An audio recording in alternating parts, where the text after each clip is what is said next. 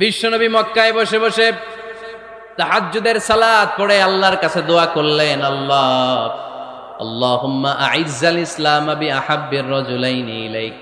ও আল্লাহ, দুইজন লোকের নাম বলবো, দুইজনের দরকার নেই, এই দুইজনের একজনকে আপনি ইসলামের সুশীতল ছায়া তলে এনে ইসলামকে বিজয় দান করে দেন। মুহূর্তের মধ্যে দোয়াটা কবুল করে নিয়েছে কে?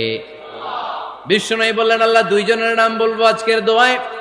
আবি জাহাল ইবনে হিশাম, হয়তো হিশামের বেটা আবু জাহেলকে আপনি ইসলামের ভিতরে নিয়ে আসেন, কিংবা ওমর ইবনুল খাত্তাব, খাত্তাবের বেটা ওমরকে আপনি ইসলামের ছায়া তলে নিয়ে আসেন। ওমরে ফারুকের জন্য দোয়াটা কবুল করে নিয়েছে কে?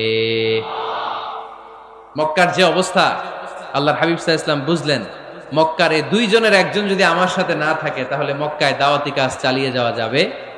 আল্লাহরে বললেন, আল্লাহ, বেশি চাই না, এই দুইজনের একজন, হয় আবু জাহেল নয় ওমর, হয় আবু জাহেল নয় ওমর। বিশ্বনবী যখন দোয়া করলেন, এই দোয়ার একটা ইমানি ধাক্কা, নুরানি ধাক্কা সাইয়েদনা ওমরে ফারুকের হৃদয়কে স্পর্শ করে ফেলল। দোয়া ইজ লাইক এ মিসাইল। এই যে আমরা দোয়া করি, এটা মিসাইলের মতো। যুদ্ধে মিসাইল হামলা করে না? মিসাইল হামলা করার পরে এই মিসাইল লক্ষ্য বস্তুতে যে ভেদ করে, ঠিক কিনা? তেমনি দোয়ার মতো যদি আপনি দোয়া করতে পারেন, আপনি যেই জন্য দোয়া করেছেন ঠিক ওই জায়গায় যে আপনার দোয়া স্পর্শ করে। সুবহানাল্লাহ পড়বেন না? বিশ্বনবীর দোয়ার মাধ্যমে প্রথমে সাইয়েদনা ওমরে ফারুকের হৃদয়ে এক ধাক্কা লাগলো।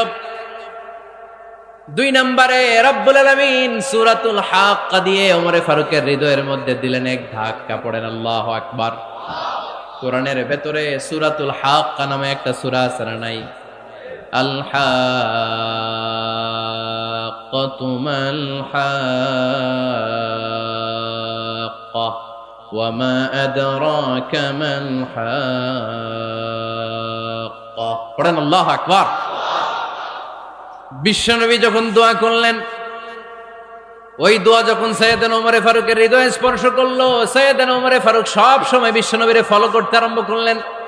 বিশ্বনবী ডানে গেলে লুকিয়ে লুকিয়ে ওমর ফারুক ডানে যায়, বিশ্বনবী বায়ে গেলে লুকিয়ে লুকিয়ে ওমরে ফারুক বায়ে যায়। বিশ্বনবী একবার মসজিদুল হারামে যে নামাজ পড়তে শুরু করলেন, ওমরে ফারুক তখন বিশ্বনবীর পিছু পিছু ছদ্মবেশে পেছন থেকে যে বিশ্বনবী কিভাবে নামাজ পড়ে দেখতে শুরু করলেন।